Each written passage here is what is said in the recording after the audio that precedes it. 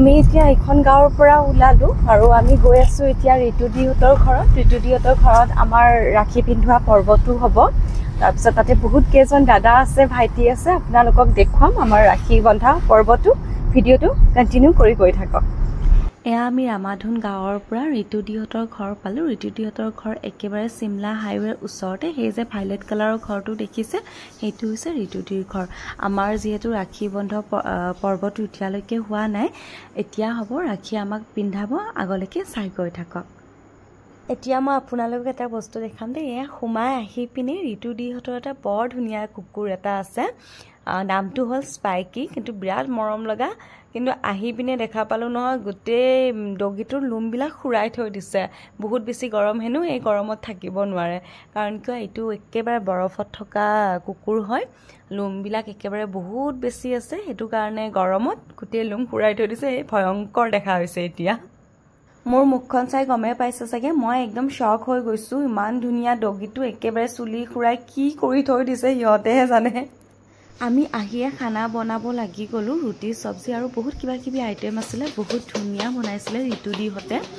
আৰু আমাৰ ৰাখি বন্ধা পৰ্বটো অকণমান দেৰি হ'ল, কাৰণ ৰাহু কাল চলি আছিলে। সেইখিনি সময়তে আমি খানাখিনি বনাই ল'লোঁ গোটেইকেইটাই মিলি। ইয়াতে মোৰ অকণমান আপোনালোকক টেলেণ্টটো দেখালোঁ। এয়া ৰুটি বনাব শিকিছোঁ দেই। কেনেকুৱা হৈছে আপোনালোকে জনাব। মোৰ মতে কিন্তু ফাৰ্ষ্ট ক্লাছ হৈছে। দেখি গম পাইছে চাগে, পূৰা ফুলা ফুলা ৰুটি। আৰু এইফালে আমাৰ মৰম লগা কিটুৱে ৰাখি বন্ধনৰ কাৰণে যোগাৰ কৰি আছে। এতিয়া অকণমান পিছতে ঋতুদিয়ে আমাক ৰাখি পিন্ধাব। এয়া তাৰে যোগাৰ পূৰা চলি আছে আৰু ধাম ধুম যোগাৰ কৰিছে আমাৰ কিটুৱে। আৰু এয়া আমাৰ ৰাখি পিন্ধোৱা পৰ্ব ষ্টাৰ্ট হৈ গ'ল।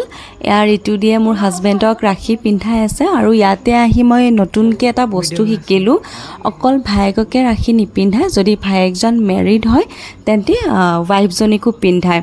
এয়া মই মেৰিড হিচাপে প্ৰথমবাৰ ৰাখি পিন্ধি আছোঁ, বৌ হিচাপে। মই বহুত বেছি এক্সাইটেড।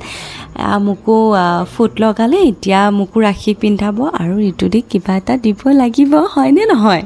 এইপিনে পূৰা মোক জোৰ জবস্তি মিঠাই খুৱাব ট্ৰাই কৰি আছে। মই ইমান মিঠা ভাল নাপাওঁ, বা মিঠা মই এভইডে কৰোঁ, কিন্তু একেবাৰে হাজবেণ্ড আৰু ঋতুদিয়ে একদম জোৰ জবস্তি মোক মিঠাই খুৱাইহে এৰিছে আজি। আমাৰ ৰাখিৰ পৰ্বটো খতম হ'ল। মই গোটেইখিনি ভিডিঅ' দিয়া নাই, বহুত বেছি দীঘলীয়া হৈ যাব। ঋতুদিৰ কাজিন ব্ৰাদাৰবোৰ আছিলে বহুত কেইজন। এনেকৈ খতম কৰি তাৰপিছত এইপিনে আমি খানা দিলোঁ গোটেইকেইটাকে। আপোনালোকে দেখাই পাইছে, বহুত কেইজন ভাইটি আছিলে, আগতো খানা খাই পিনে গ'ল। এয়া মই শেষৰখিনিহে ভিডিঅ' কৰি ৰাখিলোঁ। আগত আমি সময় নাপালোঁ ভিডিঅ' বনাবৰ কাৰণে।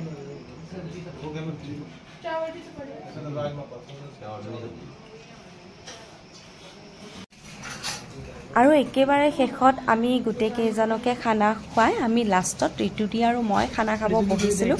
আৰু মজাকৈ দুয়োটাই খানা খালোঁ। কিন্তু খানা খাওঁতেও আমি বহুত জল্দা জল্দি কৰিছোঁ, কাৰণ আমি আকৌ ৰাখি পিন্ধাব আৰু এটা ঠাইত যাব লাগিব এতিয়া। ইয়াতে ঋতুদিয়ে অকণমান পইচাবোৰো গণিলে, কিমান উঠিলে। আজিৰ দিনটো বায়েক বা ভনীয়েকহঁতৰ এইটোৱে দিন, ইনকাম কৰা দিন। চ' চালোঁ আমি কি কোনে কি দিলে, কিমান পইচা উঠিলে। এইবোৰ কৰি এতিয়া আমি ঘৰৰ পৰা ওলাওঁ, আকৌ যাম এতিয়া।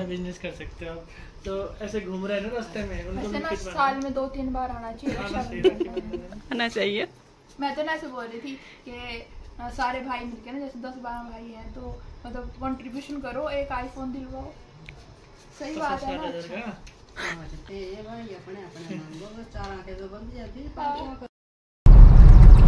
এতিয়া আমি ঋতুদিৰ ঘৰৰ পৰা ওলাই কিনে শম্ভুমেলা গৈ আছোঁ। আকৌ ৰাখি পিন্ধাব ঋতুদিহঁতৰ কাজিনৰ ঘৰত গৈ আছোঁ। আজি ৰাখিৰ ব্লগ আপোনালোকে চাই আছে, আৰু ইয়াতে বহুত মানুহে চিলা উৰাই আছে। কিন্তু চিলাটো আপোনালোকে এতিয়া মানে কেমেৰাত দেখা নাপাব, ভিডিঅ'গ্ৰাফি কৰিলে আমি আপোনালোকে দেখা নাপাব। বাট আমি এতিয়া মানে নাহনত আছোঁ, আৰু সময় হৈছে এতিয়া 12টা। আৰু এতিয়া আমি ঋতুদিহঁতৰ শম্ভুমেলাৰ পিনে যাই আছোঁ। ঋতুদিহঁতৰ খুৰাকৰ ঘৰ আছে তাতে, এইফালে কিটু আছে মোৰ ওচৰত। বাকী আমি এতিয়া নাহান চহৰ আহি পাইছোঁ, আপোনালোকে দেখা পাইছে। এয়া অলপ পিছত মানে আপোনাৰ 15-20 মিনিটমান লাগিব। তাৰপিছত 15-20 মিনিটমানৰ পিছত আমি শম্ভুমেলা যাই পাম, আৰু তাতে যাই পিনে আপোনালোকক দেখাই আছোঁ। বেলেগ বেলেগ মানুহ আপোনালোকক আজি দেখাই আছোঁ আমি, আৰু বহুত বেছি মানুহ ইয়াতৰ, মানে বহুত বেছি ৰিলেটিভ আছে।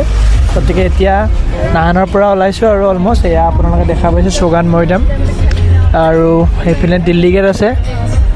বেক কেমেৰাৰে দেখাই আছোঁ আপোনালোকক। এয়া আপোনালোকে পিছফালে দেখা পাইছে, এয়া ৰেণুকাজী নাইবা চিমলা আৰু আপোনালোকে হস্পিটেল যাব পাৰে নাহানৰ এখন দিল্লী গেট বুলি এইকাৰণে কয় প্ৰথমতে আপোনালোকে যে সন্মুখত দেখা পাইছে এইটো ৰাস্তা নাছিলে দিল্লী একচুৱেলি অহা যোৱা এই গেটখনৰ তলেৰে কৰিছিলে মানুহবিলাকে আৰু আগৰ দিনত একচুৱেলি খোজকাঢ়ি বা ঘোঁৰা বা এনেকুৱা মানে সুবিধা নাছিলে সেইকাৰণে ঘোঁৰা চৰাৰে অহা যোৱা কৰিছিলে আৰু বাকী আপোনালোকে এইপিনে যদি যায় পিছপিনে তেতিয়াহ'লে আপোনালোকে নাহান চহৰ যাব পাৰিব নাইবা আপোনালোকে চিমলা ৰাস্তাও যাব পাৰিব বা চিমলা যাব পাৰিব আৰু আমি সেইপিনেৰে আহিছোঁ কাৰণ ঋতুদিহঁতৰ ঘৰ সেইপিনে আছিলে চিমলা ৰাস্তাত আছিলে আৰু এইপিনে আপোনালোকে লেফ্ট চাইডে ৰাইট চাইডে দেখা পাব দুফালে মাৰ্কেট আছে গতিকে আপোনালোকে মাৰ্কেটটো এক্সপ্ল'ৰ কৰিব পাৰে বাকী আমি এতিয়া চিধাই যাই আছোঁ চিধাই যাই আপোনালোকক দেখাই আছোঁ চম্বুবালা কেনেকৈ যাম আৰু চম্বুবালা একচুৱেলি দেহৰাদুন ৰাস্তাত আছে গতিকে দেহৰাদুন ৰাস্তা যদি আপোনালোকে আহে কেতিয়াবা বা দেহৰাদুনৰ ফালে ঘূৰিব আহে বা নাহানৰ ফালেও ঘূৰিব আহিব পাৰে গতিকে এইটো ৰাস্তাৰে আপোনালোকে যাব পাৰে দেহৰাদুনৰ ফালে গতিকে ফাইনেলি আমি এতিয়া সেইখন ৰেষ্টুৰেণ্ট পাই গ'লোঁ যিখন ইহঁতৰ মানে কাজিন ব্ৰাদাৰৰ হয় বা আপোনাৰ মানে সিহঁতৰ খুৰাক খুৰীহঁতৰ ঘৰ এইটো